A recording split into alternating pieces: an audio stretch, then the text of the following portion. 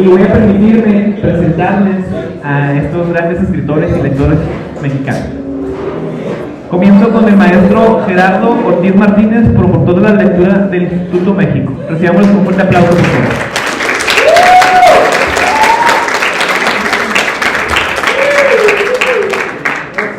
En la mesa también nos acompaña el maestro Francisco García.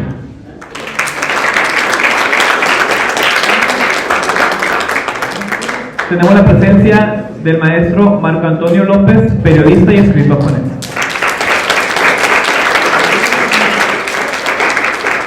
Y también nos acompaña el estimado colaborador José María. Me voy a permitir ceder el micrófono a Chema José María para que nos dirija unas palabras y algunas breves semblanzas para después iniciar el diálogo con los escritores. Adelante, Chema.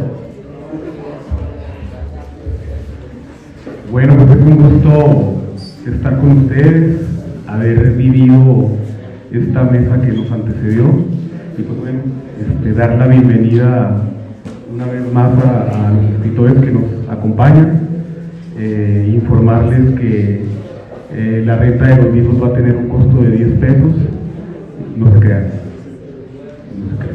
Bueno, entonces pues bueno, vamos a presentar a los escritores que nos acompañan en esta mesa para que les hablen sobre su trabajo, sobre su oficio, y que ustedes también puedan interactuar con ellos, preguntándoles sobre su trabajo, su vida como escritor, etc.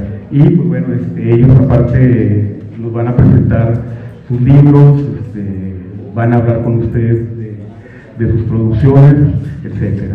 Entonces, para presentar primero a Francisco García Salinas, que nació en Ciudad Juárez, estudió filosofía y teología, concluyó la licenciatura y una especialización en filosofía política en la Universidad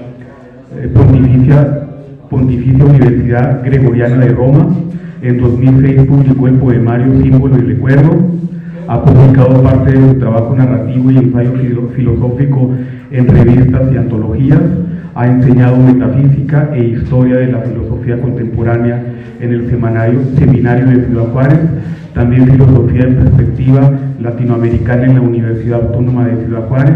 Es sacerdote y trabaja pastoralmente en una parroquia de Ciudad Juárez. Dedica parte de su servicio sacerdotal para acompañar a madres de jóvenes desaparecidas y atención a migrantes. Hace algunos años es miembro del colectivo de narrativa Fútbol Mendieta. En 2016 obtuvo el Premio Estatal de Publicaciones en Chihuahua con el libro Y la tierra recibió la sangre del hermano. Entonces damos un aplauso a Francisco García Salinas, por favor.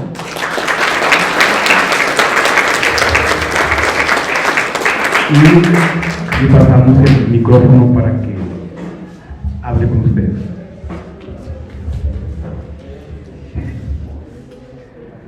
Bien, muchas gracias por la invitación, maestra Tere, y felicidades por la nueva biblioteca.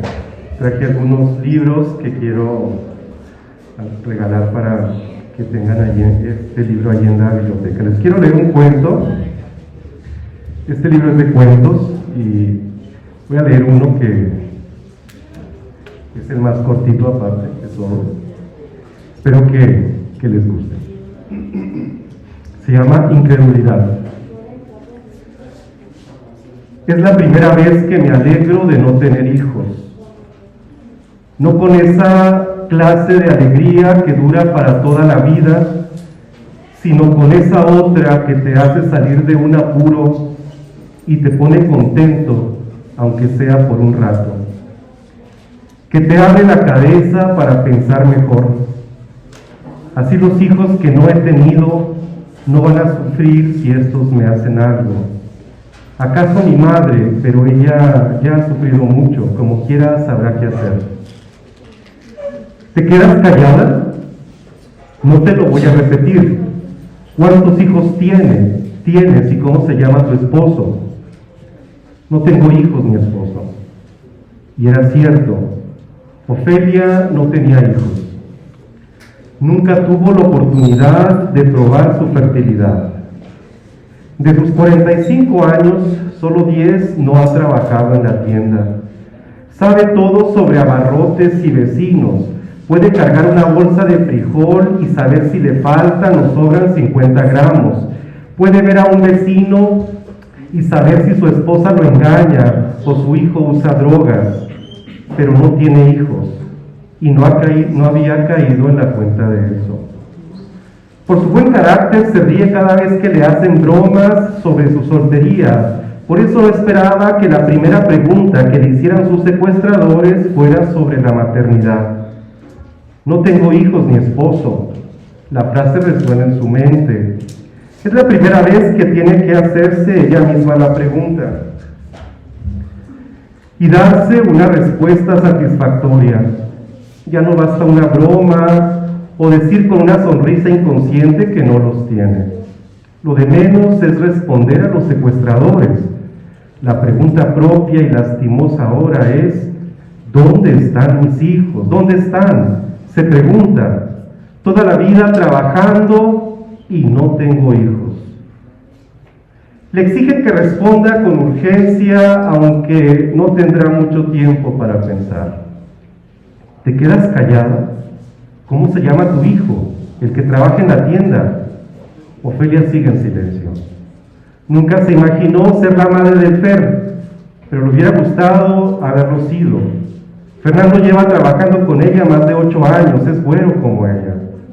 La confusión la consuela, no responde. Los secuestradores se ponen más violentos y le dan un golpe en la cabeza, pero ni así se le borra la imagen de Fernando. Déjate de pendejadas, güera. Ni el secuestrador, que apenas terminó la primaria y que desde chico se metió al mundo de las drogas, lo puede creer. Apenas tiene 17 años y es el mayor de 6 hermanos. Su madre lo parió a los 14 y desde entonces no dejó de dar a luz. El último chamaco tiene 6 meses, la mujer apenas si se puede mover, quedó muy lastimada y ya parece una anciana. Ofelia podría ser su madre, pero no tiene hijos. ¿Por qué me pegas? La sangre escurre por la boca de Ofelia. El chori le ha dado un golpe y le grita lleno de coraje: toda la lana que tienes, si no tienes hijos, pinche vieja mentirosa, y le da una patada. Llámale al jefe. Él nos dijo que la doña tenía 3 hijos y que iba a estar fácil este jale. Se me hace que levantamos a otra. El loco no daba crédito a la respuesta de Ofelia. El chori ha vivido en la miseria desde que nació. Marta, su madre, lo vistió con pura ropa usada. A veces se la regalaban y a veces la compraba en las segundas. Ahora con lo de los secuestros ya empezó a comprar ropa de marca, pero eso es solo apariencia. Las marcas de la ropa no borran las marcas de la vida y al chori le gusta llevarlas por dentro y por fuera. Marta hizo de todo para alimentarlo. La prostitución y la venta de drogas no fueron la excepción. Tiene 31 años y está más acabada que Ofelia. Quizá por eso el chori la golpea, o quizá porque si ella hubiera sido su madre, no habría pasado las experiencias que pasó, o no se hubiera metido en el mundo del crimen. Pero su madre es Marta, y ella está buscando cómo seguir alimentando a sus otros hijos.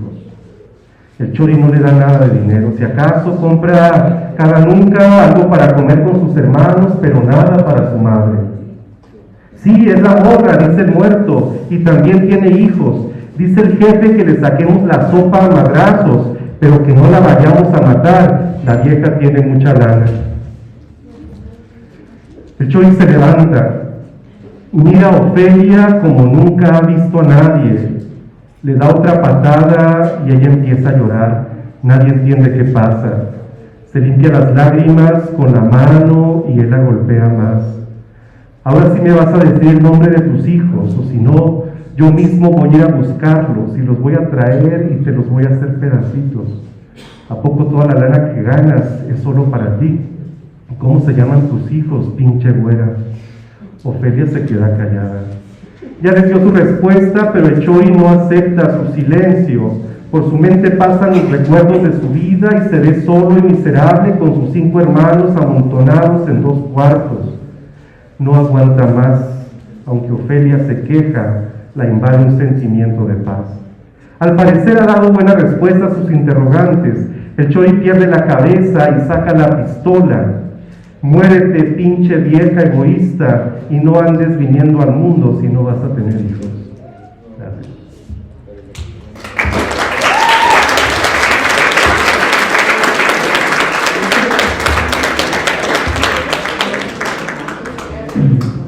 Bueno, continuamos con Marco Antonio López y les leemos una semblanza sobre él y su trabajo para que lo conozcan.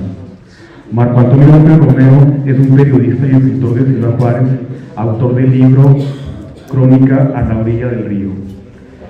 Crónica a la orilla del río, este desierto, publicado por la Universidad Autónoma de Ciudad Juárez y por el que recibió en 2019 el Premio Chihuahua. Fue asistente de la investigación para el documental Las tres muertes de Maricel Escobedo y coautor del libro Estos años en Juárez. Desde hace 10 años trabaja temas de derechos humanos, corrupción, seguridad y migración en la frontera norte del país. Su trabajo ha sido publicado en diversos medios nacionales e internacionales, como la Unidad de Investigaciones de Investigaciones del Universal, MX, Animal Político, La Silla Rota, Aristega Noticias, Newsweek en español, Huffington Post en español, Frontera D y Reporte Índigo. Marco Antonio impartirá la conferencia Periodismo de Derechos Humanos, trabajo con víctimas y cobertura de procesos de violencia. El miércoles 28, bueno, este es un anuncio ya pasado, impartió el miércoles 28 de octubre a través de Facebook live de jornadas de periodismo Cusiénaga. ¿Sí? Entonces, a continuación con ustedes, Marco Antonio López, que compartirá con ustedes su trabajo.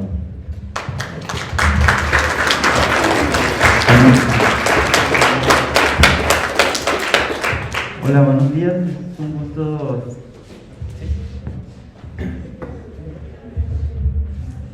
Es un gusto estar aquí con ustedes. Quisiera leerles un poco de cómo es mi trabajo y por qué lo hago antes de analizar otros puntos, con un texto que está publicado en este libro que les voy a dejar ahí para la biblioteca. El texto se llama Antes de la guerra ella reía. Teníamos la edad necesaria para comprender nada, para hacer de las carcajadas el acto más revolucionario en medio de una ciudad tomada por militares. Podíamos quizá incluso llorar un homicidio de vez en cuando en medio de una borrachera bastante deformada, asumiendo el principio de que las borracheras no tienen forma. Podíamos hacer el amor sin ganas y podíamos sentir que la vida se podía acabar como un trago de cerveza o como la jalada de humo de un cigarro y, sin embargo, actuar como si la noche fuera una fiesta eterna. Evidentemente no fue así. La noche se volvió día y la embriaguez resaca que no se cura. Recuerdo, por ejemplo, haber empeñado una medalla de oro para comprar cervezas y olvidar un momento una emoción frágil y fugaz.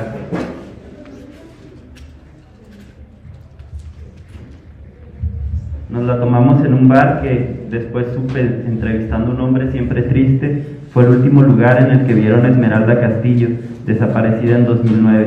Era 2010 y el hombre era su padre. La conciencia llegó lapidaria, alguien estaba matando y alguien estaba muriendo, siempre. Entonces llegó también el momento de asumir que no era un sueño y que fue verdad. Héctor Calzada, mi amigo de secundaria, fue acribillado en una avenida siempre transitada. Hubo que entender que a Catherine, su hermana, la torturaron y violaron antes de abandonar su cuerpo amordazado en el interior de su auto. Que a su padre, un hombre gracioso que andaba a su casa en calzones pero con botas, lo quemaron, cercenaron y lanzaron sus restos frente a una estación de policía. Que la casa en la que nos juntábamos y a veces dormíamos era de un narcotraficante y que era enemigo del Estado y de la sociedad. Eso nos dijeron los medios y la cartulina que dejaron junto a sus restos, por marrana. Que la vida tenía fin y que era alguien más quien lo ponía. Hubo que entender ese año en la redacción de un periódico que las noticias eran personas y hubo que salir a contar sus historias, desesperados, como quien anuncia el final del mundo, esperando la recapacitación y el cambio. y hubo que hacerlo improvisado mientras el presidente de la República, Felipe Calderón, anunciaba una guerra sin cuartel o, más claro, con nuestra ciudad como principal escenario. Mientras, el candidato a gobernador, César Duarte, se elevaba en las encuestas gracias a un discurso de mano dura en el que el principal enemigo era la juventud y la pobreza. Hubo que tener miedo y recordar que 3 años antes todo era diferente. Fue necesario creer que no teníamos que vivir así. Así llegó el miedo, tarde, para acabarla de chingar. El 2010 lo viví en la colonia México 68, en el poniente de la ciudad. Conocí un grupo de menores que se juntaban con nosotros porque les parecíamos graciosos o porque la hermana de mi mejor amiga les parecía atractiva. Quizá fue eso. Uno se llamaba Antonio. Tenía 15 años cuando escuchó decenas de balas antes de perforar su cuerpo en el taller mecánico de su tío. Su primo lo recuerda todavía y yo lo vi llorar mientras lo entrevistaba. Él vendía piedra y cocaína en un callejón. Tomábamos cervezas, fumaba piedra una tras otra y platicaba. Me contó que a veces soñaba que veía a Toño, pero que no tenía ojos, que le gritaba, pero Toño no lo veía y no lo escuchaba, que solo lo miraba pasar. Eso me contó antes de que sonara su teléfono celular. Era otro primo, se acababa de escapar del Cerezo y lo esperaba en Cuauhtémoc. Un niño jugaba a unos metros de nosotros con el casquillo de una bala que estaba entre la tierra dura. A Toño lo despidieron cientos de amigos y familiares y vecinos y compañeros de secundaria. Fue el primero en donar sus órganos en la ciudad, las córneas, recuerdo. Por eso su primo lo veía en sueños infinitamente ciego. Él decía, cuando me muera, como quien espera una sentencia irrefutable, cuando me muera, quiero que donen mis órganos. Tenía 15 años y la conciencia plena de que la muerte estaba más cerca que lejos. Lo recuerdo cantando, ahí yo me moriré, a la orilla del río, sufriendo quién sabe qué penas, acompañados de una canción que se escribió antes de que naciera. Después trabajé en el Tribunal para Menores dando un taller de literatura. Un día entrevisté al ganador del concurso de lectura sobre la novela El Señor de las Moscas, un joven brillante que asesinó a sus padres. Salí de ahí y no podía abrir el auto. Lloraba. Acababa de nacer mi hijo. El alumno más empeñado del taller salió del tribunal y un año después se colgó de un tendedero de ropa con la manguera de una lavadora que le acababan de regalar. Vi un sistema de justicia empeñado en culpar a una mujer por homicidio cuando las pruebas dejaron clara la defensa propia. Aún sigue en la cárcel. Acompañé a los familiares de mujeres desaparecidas a rascar el desierto en el arroyo El Navajo para dar con los cuerpos de sus hijas y poder sepultarlos. Entre 2008 y 2016 fueron asesinadas 13.214 personas en esta ciudad. 1.432 eran menores de edad. Tan solo en 2010 mataron a 401 mujeres. La ciudad se volvió el lugar con más denuncias por violación de todo el país. Un gobernador se enriqueció y se fue prófugo de la justicia. Esta guerra no se termina todavía y tenemos muchas historias que escribir para que no se nos olvide que el Estado nos arrebató los espacios para pensar en el futuro. Adentro de algún libro, que no quiero recordar, hay una fotografía en la que estoy con Catherine Calzada. Ella se reía, nos reíamos, en una quinceañera. Era 2005, 3 años antes de la guerra, ella se reía. Bueno, todo en este contexto, un contexto en realidad muy complejo y muy duro que vive la ciudad, el estado y el país en general. Leer y escribir se presenta como un acto de total rebeldía. Tenemos un Estado al que no le interesa que nosotros tratemos de analizar nuestra realidad. Entonces creo que es un acto totalmente rebelde y de deconstrucción, empezar a leer y tratar de entenderla y analizarla desde toda esta compleja violencia y desigualdad. Entonces yo creo que ustedes están en una edad muy especial en la que van a empezar decidir hacia dónde van sus caminos, y es bueno que tengan en cuenta que la lectura les va a ayudar no a decidir qué es bueno y qué es malo, pero sí analizar bien qué es lo que quieren hacer y por qué, no solamente actuar en consecuencia de lo que la sociedad espera de nosotros, ¿no? Entonces, lo que menos esperan de nosotros es que pensemos, es que analicemos, es que aprendamos a cuestionar y criticar nuestra situación, nuestra realidad, nuestras sociedades. Entonces, yo he aprendido en lo particular que la vida es muy dura y que incluso tal vez ahorita están en un momento bien importante de su vida que después van a recordar, porque las cosas a partir de aquí quizás se vayan poniendo peores y necesitan estar preparados para eso, para hacer cada vez más difíciles. Y nada, pues yo hago periodismo hace 10 años, 11, y mi trabajo básicamente consiste en acompañar a las víctimas. He estado en Veracruz, en Ciudad de México, en San Luis Potosí, en Torreón, en búsquedas, en rastreos de luchas que realmente se vuelven como David contra Goliat, ¿no? Porque uno entiende que realmente el Estado no quiere resolver los problemas, no es una prioridad la vida de las personas, sino la supervivencia misma de los gobiernos y de los modelos económicos.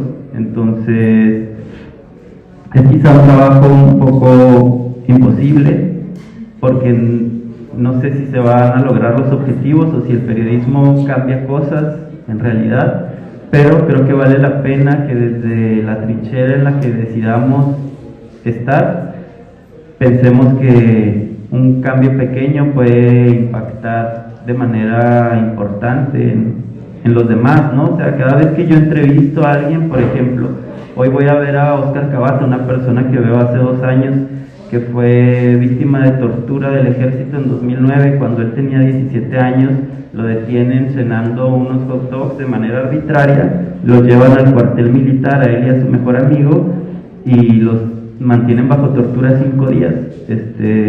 Al mejor amigo lo matan frente a él en el cuartel militar y Cabata sobrevive. Entonces,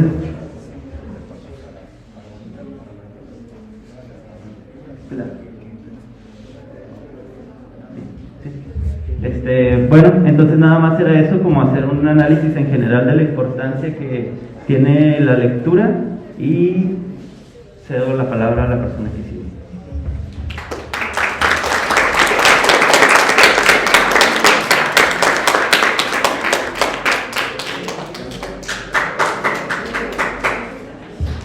Bueno, para no importar, sino que ahorita para dar espacio a las preguntas y respuestas por parte de escritores, ¿sí? Ahora nos toca presentar a Gerardo Ortiz. Para ello vamos a leer una pequeña semblanza de él también.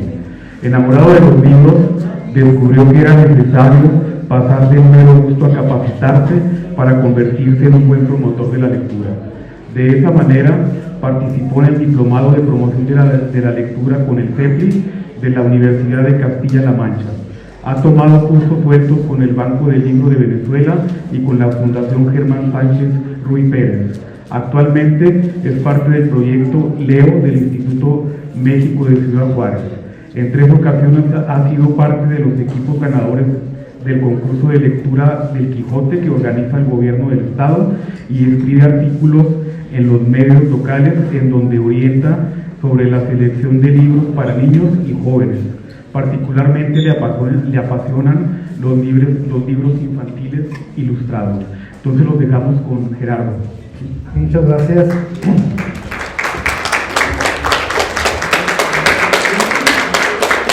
Está complicado hablar en esta primera tanda al final. Escucho a Francisco y escucho a Marco y encuentro lo que ya sabemos, que la literatura en parte es un espejo, porque yo escucho a Francisco, digo, parecería que está contando la historia de mi familia, porque nosotros fuimos 12 hijos, como más o menos una cantidad grande de hijos que menciona, y Marco de repente menciona al azar ahí una canción que parecería que son de esas canciones que uno escuchaba en el barrio de los Silver, y entonces uno se ve reflejado ahí, y entonces cuando uno quiere promover la lectura, por supuesto que yo quisiera que esas dos historias más gente las conociera. Es parte de lo complicado, porque las historias se escriben, pero no van a ningún lado si no logramos que alguien las escuche,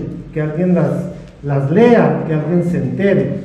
Y cuando yo no conocía la poesía de Francisco nada más, pero ahora a seguirle la huella para encontrar otras formas de reflejar, porque la promoción de la lectura de eso se trata, ¿verdad? De acercar, sobre todo a ustedes, los más jóvenes, cosas que están ahí, donde ustedes pueden encontrar cosas maravillosas, ¿verdad? Yo recuerdo mucho la primera vez que ganamos el concurso del Quijote como profes, tal vez ustedes no se han dado cuenta, pero hay una parte de lo que narramos que finalmente fue lo que nos dio seguramente la victoria a nivel estatal, y es ese personaje, posiblemente ustedes lo han visto. Narramos la experiencia de que andábamos caminando ahí por la avenida Lerdo e hicimos caer en la cuenta de que durante muchos años hay un personaje ahí en Lerdo y Tlaxcala que vende cigarros, un hombre muy moreno, ¿verdad? Muy moreno, y que esté haciendo calor, esté haciendo frío, normalmente trae saco, ¿verdad? Y yo en alguna ocasión lo vi con un saco verde, los muchachos que nos acompañaron lo fueron a entrevistar y él negó rotundamente que alguna vez en su vida hubiera usado un saco verde. Y en función de eso armamos toda una historia de un personaje que todos los que vamos al paso y venimos, nos lo tenemos que topar ahí en la avenida Lerdo porque todavía está ahí el personaje, y entonces lo demás es inventar, crear, suponer, hacer crecer al personaje. Y de esa manera nosotros ganamos, particularmente yo gané un viaje a España con ese concurso, producto de observar lo que está ahí, rescatarlo y tener la capacidad de contarlo. Y eso es lo que nos sorprende de quienes tienen la capacidad de escribir, y es lo que nos sorprende también de los libros que nos llaman la atención. No sé si el libro Persona Normal lo vayan a tener aquí, pero si no lo tienen, es un libro precioso de un escritor que se llama Benito Taibo, donde habla mucho de libros y habla de personas como ustedes, jóvenes, que de repente a algunos no les gusta leer, y es un gran homenaje a la lectura. Es un libro muy entretenido, es un libro muy para jóvenes, y si ya lo tienen pues lo van a tener repetido, pero con mucho gusto compartir este tipo de lecturas que son ahorita de lo que más se está leyendo en este país, porque aparte de todo es un gran escritor. Dentro de la promoción de la lectura, chavos, está la propia experiencia que uno va a buscar libros que le van recomendando, pero hay otros libros que está bien padre, con los cuales parecería que los libros nos encuentran a nosotros, parecería que el libro nos han dado buscando. Uno de los libros que más ha influido en mi vida reciente es Donde habitan los ángeles, de Claudia Celes. Cuando yo lo leí, que no fue hace mucho tiempo, lo leía de adulto, no podía creer yo en la dulzura, la simpatía, el buen tino de la escritora. Y este fue uno de los grandes libros que cuando menos en mi escuela lo leyeron literalmente cientos de personas, y todos con la misma experiencia. Es un libro de un niño que lo dejan a vivir con sus tíos abuelos porque sus papás no hayan qué hacer con él, porque no lo pueden cuidar, porque no tienen la capacidad de cuidarlo. Él no sabe que se va a quedar con sus tíos abuelos, está en un rancho de Guanajuato, y finalmente poco a poco se va enterando de lo que él es, recupera su historia, logra sanar muchas de las heridas que ha ido acumulando en la vida, y es un libro exquisito. que espero que no lo tengan, porque también voy a permitir regalarlos. Es un libro precioso, que lo mismo lo leen los adolescentes, que lo leen los jóvenes y que lo leen los demás. Entonces, dentro de este trabajo de promoción de la lectura, pues ustedes deben de saber que, como todo lector, uno se tiene que topar de todo. Hay cosas aburridas, hay cosas interesantes, y de repente hay que fletárselas. Pero si no intentamos leer, difícilmente vamos a encontrar lo que nos gusta. Y lo que ustedes van a encontrar en esta biblioteca con la cual Dios los bendice, digo yo, es que encuentran todo tipo de textos, y seguramente hay un texto que los está esperando, ¿verdad? Hay un texto que les está esperando para narrar ciertas historias. Yo, por supuesto, que me voy a ir a conseguir, supongo que el libro de Marcos debe ser difícil de conseguir con la distribución tan complicada aquí en la ciudad, pero algo se podrá hacer en la universidad para conocer esos textos. Y lo que les estoy diciendo es real, no es publicidad para los escritores, pero así como me pasa a mí, seguramente les puede pasar a ustedes. Leemos algo, escuchamos algo, nos llama la atención y buscamos. Y finalmente, recuerden, muchachos, que más allá de lo que nos digan los profesores, y se los dice alguien que es profesor desde hace 35 años, es que usted puede tomar perfectamente un libro, es el derecho número 1 del lector, o el derecho número 2 es, usted lo empieza a leer, no le gusta, lo deja y se acabó. No hay ningún problema, porque usted como lector tiene perfectamente el derecho de dejarlo ahí. Y entonces nosotros lo que intentamos como promotores de la lectura es acercarle la mayor cantidad de libros distintos para que usted pueda ejercer ese derecho y se encuentre de repente algún libro que usted diga, este libro es el que quiere leer. Y por eso de repente nos vamos a encontrar que los escritores de repente buscan unos inicios interesantes, ¿verdad?, para que llame la atención. Yo recuerdo ahorita el hermano de Benito Taibo, Paco Ignacio Taibo, que es un lépero de primera, empieza un cuento muy interesante, una novela con un parrafito que dice, es alguien que es guardia, regresa corriendo y dice, jefe, en el baño hay 2 pinches romanos muertos. Yo cuando leí eso, dije, bueno, vamos a ver qué es lo que pasa con esa novela. La novela no es tan buena como yo esperaba, pero el inicio es fascinante. Entonces de repente es por una cosa o por otra que nos puede llamar la atención, pero la invitación esta mañana, sobre todo ustedes que tienen ya la fortuna de tener un espacio donde hay libros, es que intenten, ¿verdad? Cada historia lectora, ahorita que oía a los muchachos, la verdad es que los escuché fascinado, porque cada una de las historias que leímos es completamente distinta, como distinta es la historia de nosotros. Yo le he platicado en muchos foros, como muchos, a lo mejor sí, como Francisco, Marco no, porque es muy joven, pero nosotros empezábamos leyendo lo que salía en los periódicos los domingos, y había que leer los cómics y eso nos divertía. Había que ir a la tienda de la esquina donde nos rentaban las revistas de Disney, las revistas del Pájaro Loco, y con eso empezamos a leer.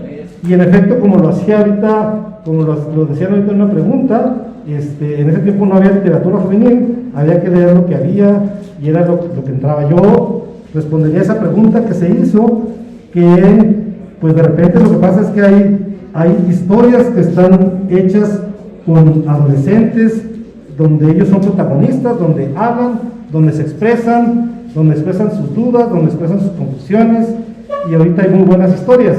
Hay historias muy malas, por supuesto, pero hay historias muy buenas protagonizadas por adolescentes, y seguramente es parte de lo que ustedes van a encontrar y de lo que vamos a ir enriqueciendo con este asunto de hacer que los libros se encuentren con ustedes como lectores. Entonces, una primera tanda, ahí la dejamos.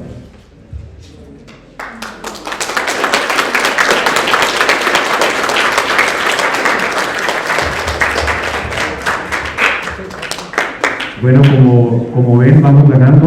Aquí nuestros invitados nos van a dejar su trabajo para que lo tengan y puedan disponer de él en la biblioteca.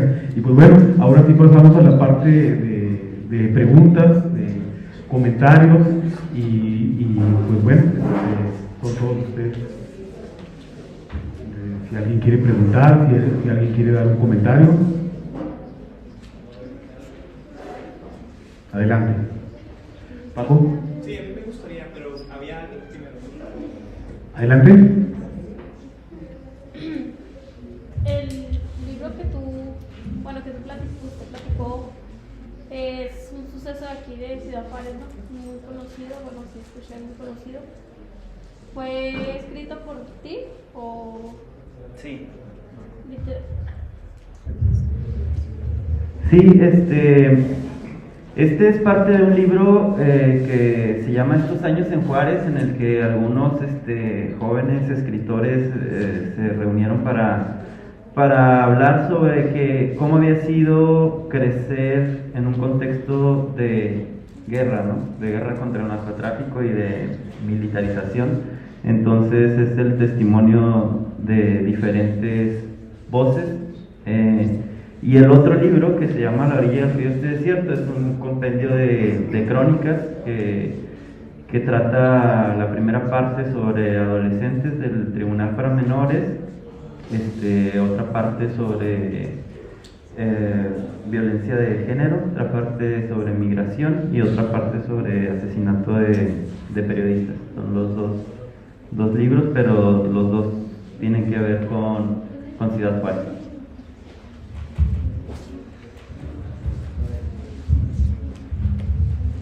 Por ahí había alguien más que quería hacer un comentario, una pregunta.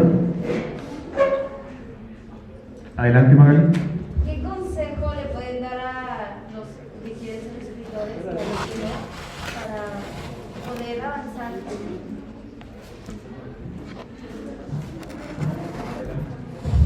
Sí, la gran recomendación es leer mucho.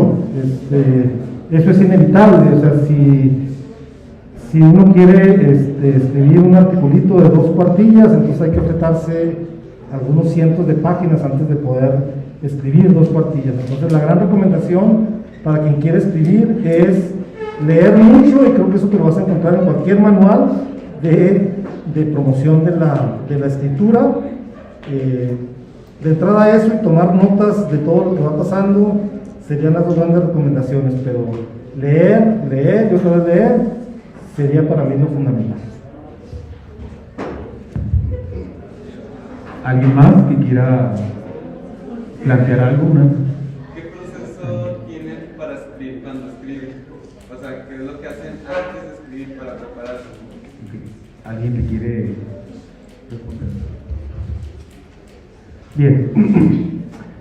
Mira, este libro, específicamente este libro sale de un grupo de escritores en el que nos reunimos cada semana y cada quien va llevando un texto nuevo, ¿no? Entonces ahí escuchas algunos comentarios, no es un taller propiamente, pero sí escuchas algunos comentarios, y ese es el proceso que este libro siguió. Entonces después de no sé, de algunas 2, 3, 4 meses de trabajo, te das cuenta que ya tienes un material compilado y que sigue ahora otro proceso donde le das mayor forma, donde entran otros lectores a revisarte, y es así como al menos este libro sale en este caso.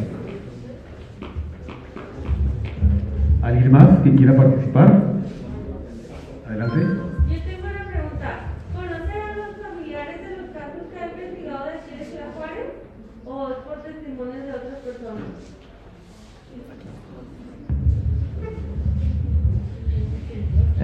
No, sí, en todos los casos los conozco, a todos los he acompañado, te digo, incluso los he acompañado a otras ciudades en caravanas de exigencia de justicia, y trato de tener una relación más o menos cercana con ellos en todos los casos, y siempre se les pide una autorización para escribir sobre sus casos. Creo que un gran error del periodismo en general es que solo pensamos en la noticia del día, ¿no? Entonces a veces vamos a lugares, sacamos una entrevista de 10 minutos, escribimos una nota y olvidamos el caso, y creo que a veces es necesario ir haciendo un acompañamiento más profundo y constante. Entonces Sí, en todos los casos conozco a las familias de las víctimas.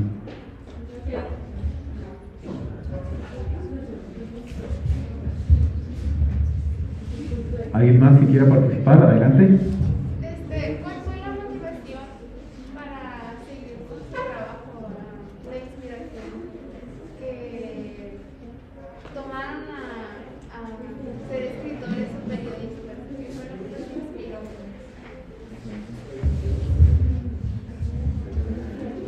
Bien, yo empecé a escribir muy chico, no leía mucho tampoco, o sea, y solo escribía pues cosas que veía, ¿no? que experimentaba, y empecé a escribir muy chico. Y la motivación era eso, no escribir. Para la pregunta que hacían ahorita sobre, no recuerdo por ahí, yo les diría que es más difícil leer que escribir. En el caso personal es más difícil, no es tan atractivo de pronto leer, ¿no? Pero escribir puedes hacer varias cosas, ¿no? Desde cosas muy cursis, ¿no? Ahí hasta cosas de pronto un poquito mejor. Entonces, la motivación mía era eso, escribir. Después que escribía me daba cuenta que necesitaba leer, pero en el caso mío fue al revés. Yo primero escribía, después leía, y escribir cosas pequeñas de 2 renglones, de 3 renglones, etcétera, después me llevó a buscar a buscar libros, ¿no? A ver películas, a escuchar historias. En este libro aparecen algunas historias que reinvento, de historias que escuché de gente grande que platicaba. Entonces, hay muchas formas y muchas motivaciones, ¿no? para escribir, y la sugerencia que yo les doy es eso, escribir. Y si tienen un papel y un lápiz, escriban, ¿no? Lo que sea, ¿no? Lo que vean en ese momento, que un día podrán escribir cosas más largas y más elaboradas. Otra posibilidad es como platicarle cuando algo te surge. En mi caso, ya lo dije al principio, mi mamá nos tuvo 12 hijos, llevó una vida muy modesta. Entonces yo, por ejemplo, estoy trabajando en un proyecto en el cual le quiero rendir homenaje, porque luego esos personajes como que pasan desapercibidos, ¿verdad? Que llevan vidas aparentemente como muy repetidas. De repente hay muchas cosas que rescatar.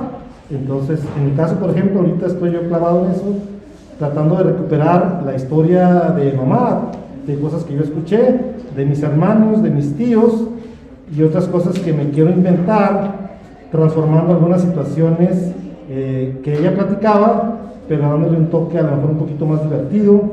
Estoy trabajando también junto con un ilustrador que me va a ayudar como a darle vida. Entonces, de repente son cositas con las que te puedes obsesionar, personas que quieres rescatar, situaciones que de repente te llaman la atención. Esa es otra posibilidad, ¿verdad? En mi caso es la necesidad de contar la historia de alguien más. ¿Alguna otra pregunta para nuestros invitados? Adelante. Si quieres, mover un poquito para acá para que te... ¿Les gustaría dar algún curso taller a personas que estén interesados en escribir?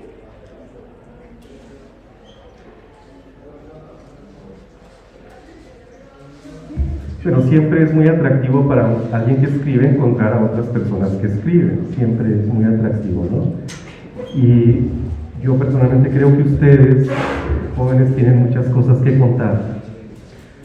Lo vemos allí en Facebook, ¿no? Cuando ponen historias, cuando dicen cosas.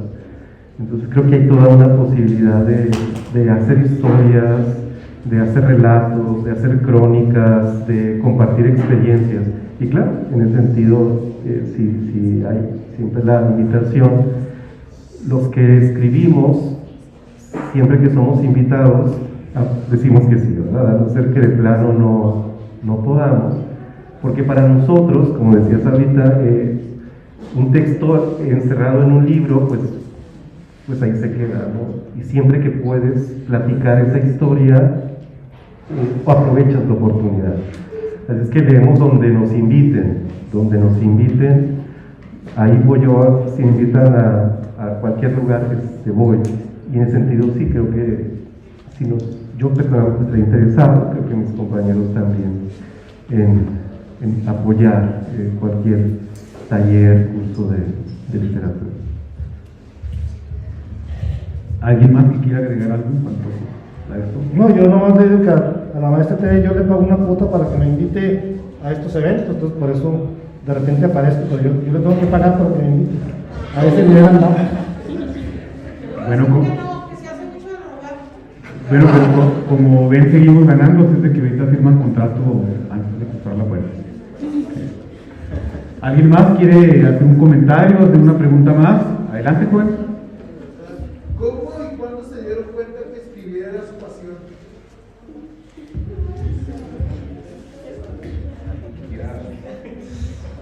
¿Responder?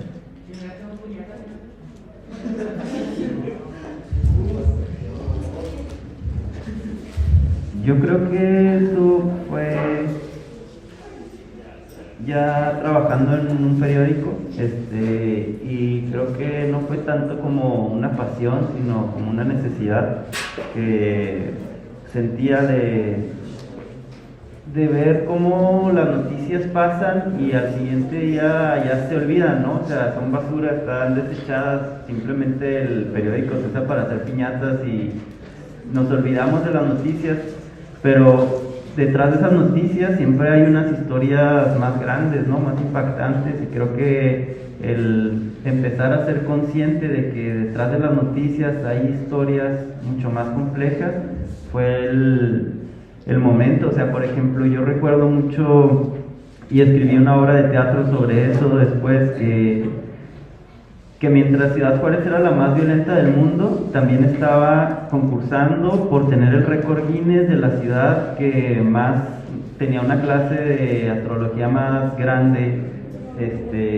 Entonces es una ciudad de grandes contrastes, y yo decía, se trataba como dos notas distintas, ¿no? Una nota era del evento y otra nota era la cifra de homicidios, pero yo decía, hay que ver el panorama completo. Esta ciudad de contrastes es muy fuerte. O sea, también mientras éramos la ciudad más violenta del mundo, se construía un estadio que se le llamó Juárez Vive, ¿no? Y al transporte público se le puso Vivebús, y a todo lo que se podía se le ponía Vive, cuando realmente nos estábamos muriendo. Entonces, esos contrastes creo que se aprenden a ver a través de hacer una lectura panorámica de la realidad. Entonces, cuando yo veía eso, decía, es que tengo que escribir esto. Entonces surgió más como una necesidad que como un gusto, porque al final de cuentas termina siendo doloroso escribir esto, ¿no? Entonces no es tan placentero, pero uno siente que es necesario, que en realidad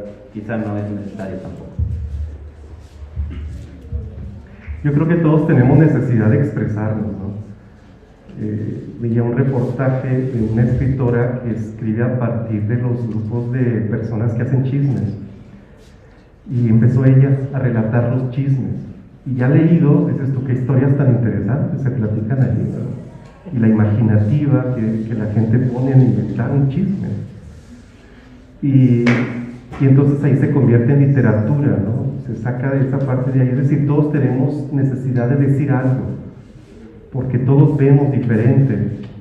Ustedes están sentados allí y ven algo que nosotros no vemos, lo que está acá detrás de nosotros, pero nosotros vemos algo que ustedes no ven, y los que están allá ven algo que... O sea, es el tema de las perspectivas, de los lugares donde nos colocamos, y todos son valiosos. Porque si se va a caer algo de aquí, tú me dices, ahí viene el cuadro, se va a caer. Entonces me adviertes. Y en ese sentido todos tenemos como esa necesidad de decir algo, y lo que decimos vale la pena.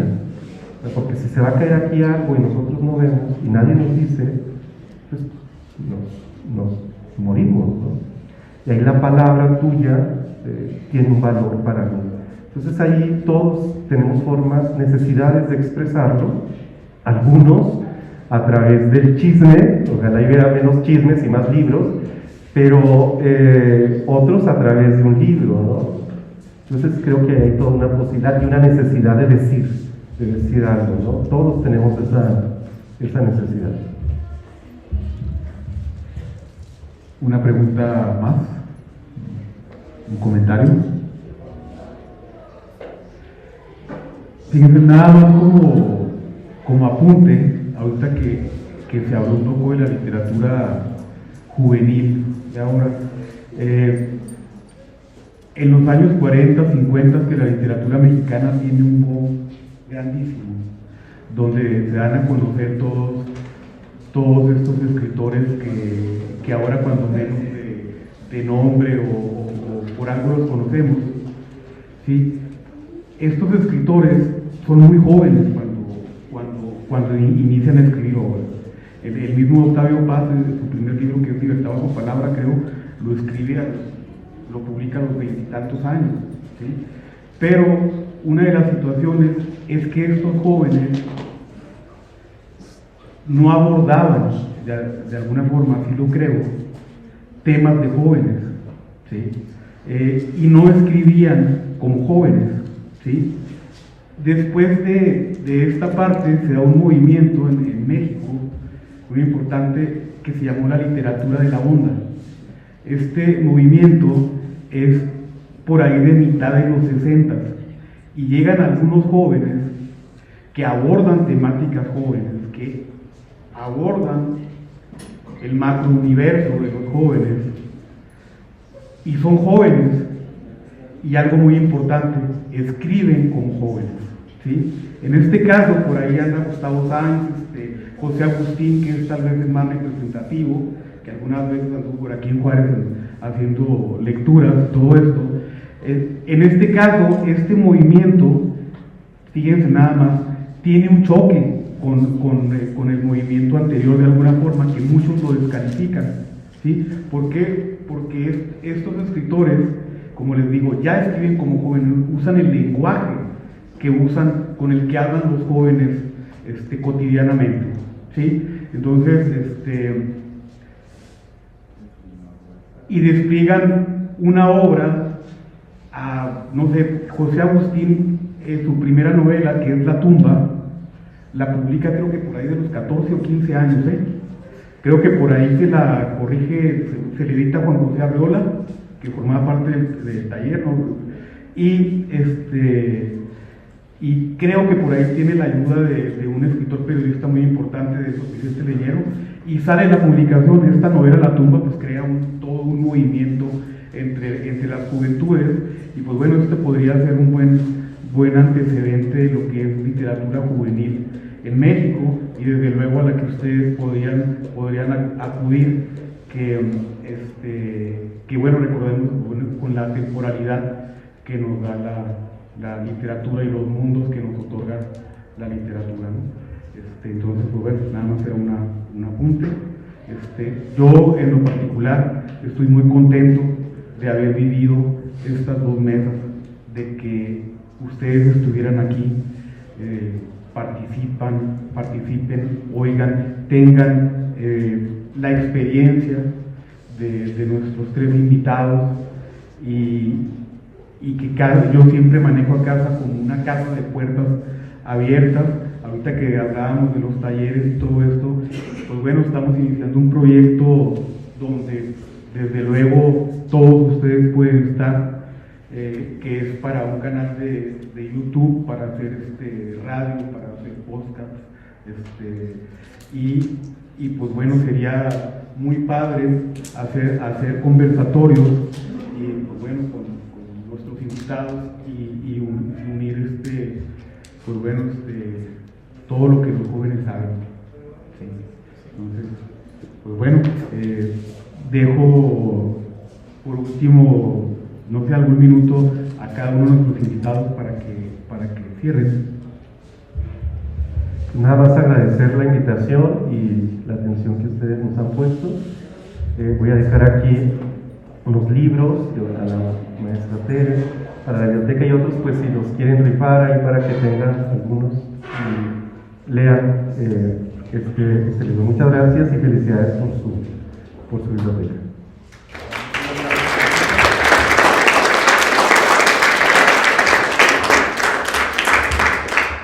Bueno, también igual agradecer mucho la invitación. Fue un gusto estar con ustedes, compartir este momento, esta mesa, y ojalá que en futuras ocasiones podamos coincidir y platicar. Y nada, pues invitarlos a leer, a pensar, a reflexionar. Y bueno, yo les voy a dejar este ejemplar, y del otro justamente sí es muy difícil encontrarlo, creo que ya se terminó, pero voy a hacer el esfuerzo de buscar y traerles ese libro para que lo puedan tener en la biblioteca. Gracias. Simplemente confirmar que uno viene a estos eventos a compartir, termina aprendiendo, y hay cosas que llaman la atención. La maestra de teatro que mencionó la señorita que estuvo aquí en la mesa es mi compañera de trabajo, a quien admiramos y queremos mucho. Los Silver es mi grupo favorito, y dentro de los libros que les voy a dejar está justamente La farsa del Teposteco de José Agustín, de la literatura de la onda, que acaba de mencionar el maestro. Entonces, este tipo de coincidencias da para que la tarde uno se ponga a escribir algo, ¿verdad? sobre lo divertido que son las coincidencias. Pues muchas gracias por invitarnos, gracias por escucharnos.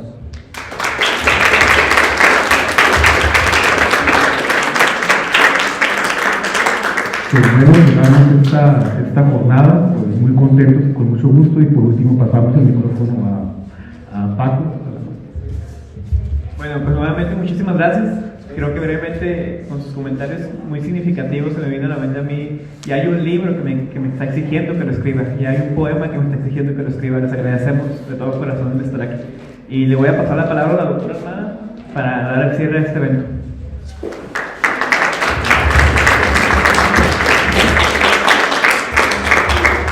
Muchas gracias nuevamente a los tres invitados que tuvimos. Muchas gracias a las chicas y Andrés que nos compartieron en el panel anterior.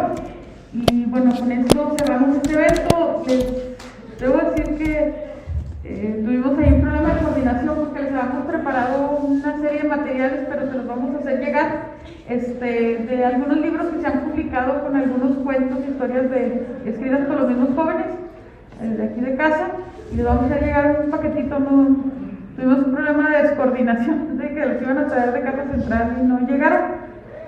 Pero se los haremos llegar, y les agradecemos mucho también el material que queda. A todos los que aguantaron hasta el final, porque muchos se nos fueron saliendo, pues felicitarlos también por su interés, y creo que esto puede ser el inicio pues de nuevos procesos aquí en casa, con la lectura, con la escritura, y pues vamos a seguir trabajando. Nos vamos a dar mucha lata de volverlos a invitar, ¿sí? Muchas gracias. Si gustan acompañarnos ya inauguramos hace ratito, pero si gustan acompañarnos a ver la biblioteca, y bienvenido a todo tipo de libros. Gracias por la aportación.